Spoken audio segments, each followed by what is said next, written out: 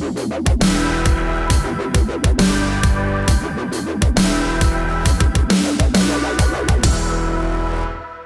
the cover image, or at least the one they're using for promotional purposes, has a picture of the flag of California, and the bear on the flag is wearing sort of a black Antifa mask, and the story is called CALEXIT. Hi, everybody. I'm Bill Whittle here with Steve Green and Scott Ott with the tale of a cartoon talking about essentially the forcible exit of California from the Union, and more of the kind of interesting sort of Donald Trump fantasy porn that we've heard so much since we saw the election. Did I mention I'm here with Steve Green and Scott Ott? Well, if I didn't, here we are. Guys, by the way, I should parenthetically point out, as you can see from this cover image, that the state of California has been pointed out to me is remarkable in that it carries on it a red star, which is a symbol of the Soviet Union, and a bear, which is the symbol of Russia. Therefore, the People's Republic of California's flag is actually pretty well named. But here's the story of CALEXIT, okay? This is the two guys who are actually the creators of the story. Matteo Pizzolo is the writer, and artist Aman K. Nahulapan is the artist. And basically, Pizzolo basically says, here's the setting. The setting CALEXIT is that a fascist leader is elected U.S. president and enacts an executive order to deport all immigrants. Notice not all illegal immigrants, just all immigrants. Everything escalates from there as cities up the coast form the Pacific Coast Sister Cities Alliance to support Los Angeles and San Francisco, inciting Homeland Security to finally invade California. I sure hope they use the TSA. Because, boy, you want to talk about quaking in our boots. Just another little bite here to give you a flavor of that thing. CALEXIT follows Zora, a Mexican immigrant who, parenthetically, by the way, is a woman.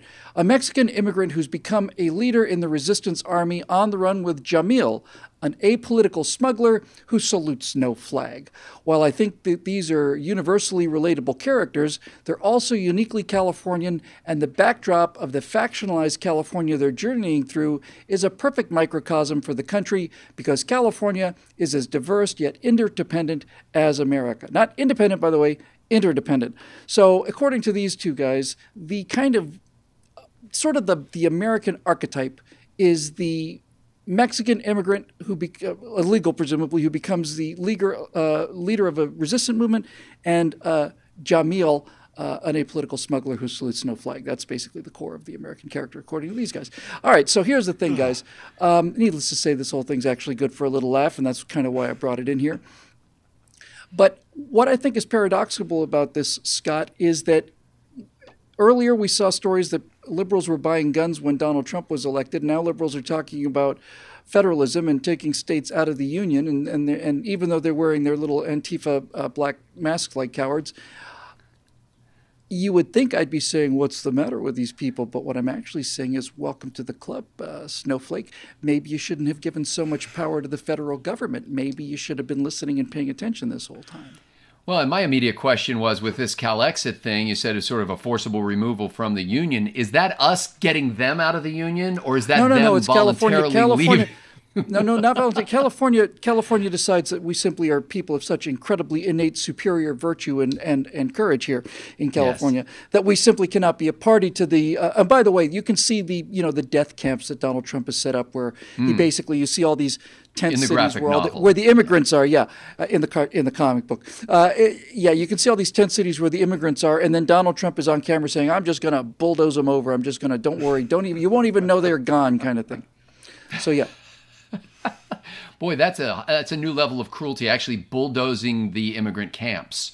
It's not just enough to have the immigrant camps, you have to bulldoze them. Bulldoze them, basically. Well, listen, as one of the, actually, we don't have two people here. It's just me. I'm the leader of the Texit movement. And you're not the only member of the Texit movement, though, I can tell you that. I'm not the only member. But we do welcome our colleagues in the CALEXIT movement, and we think that that's a swell idea. We're not opposed to this in any way. We think the only thing that might be problematic is we may have to dig a canal from the port of Los Angeles into, let's say, Las Vegas or something, so that we can just access iPhones that are being shipped into the country. But I think what's amazing to me, that's what Galveston is for. Yeah, is how people think that the problem that they've created for themselves can be solved by the methods that their opponents have been advocating for a long time. Of let's, instead of trying to make California, the rest of the country like California, why don't you just let California be California? If anybody doesn't like it, get the heck out. And that's the whole way that federalism is supposed to work. Yes. And all they have to do is guarantee. The Constitution says that we'll guarantee them a Republican form of government. But beyond that, you're free to make all the stupid laws you want and to have a 6,000-page Constitution, that's really just a series of legislative acts, as California does. Go ahead and do it. You don't have to leave the Republic for that. But what I would ask you to do is stop trying to get the rest of the country to toe the line with what you want. If people love that, they can move there. Well said. Some of us are here for the weather. Yeah. And frankly, you have to have grown up in South Florida to appreciate the only reason why you would stay is for the weather. Because if you grow up with that kind of humidity and mosquitoes and stuff, you'll live just about anywhere. Hey, Steve, one of the sort of the breakout images from CalExit is a picture of, they don't look like Homeland Security to me. They look like U.S. Army guys in the near foreground lined up as soldiers. And there are the barricades of stacked cars. And it's very, Les Miserables and so on. And up on the barricades of the border of California, where California has voluntarily seceded. By the way, I just realized the great irony in this whole thing is the entire concept of this thing is the idea that if California wanted to leave the Union, it's like as if the Union would object, That's right. It's as if we can't let California leave the Union. It's like, how can we help you? Do you need what do you need? Do you need supplies? How about if we had a bunch of guys with crowbars on the San Andreas line? How can we help you? But with that said, Steve, and all of the Che kind of, masks and all the rest of it, I did notice that in this kind of liberal secession resistance porn, that everybody on the barricades is armed with weapons. And since they're all individual people, I'm assuming that they weren't issued by whom? Oh. They weren't. Where did those guns come from? And why are they using guns? If guns are ineffective, Steve, why are they on a barricade with guns? Why aren't they simply holding up why aren't they holding up declarations and strongly worded letters? Well, and candles. We did that. And candles. Don't forget candles. We did that with the Brits 241 years ago, plus a couple of weeks. But the sternly worded leather also came with the Continental Army led by George Washington. So you got to have both. On the bridge at Lexington and Concord, where the American patriots held up candles, is that the part of the revolution you're talking about? That's right. Okay.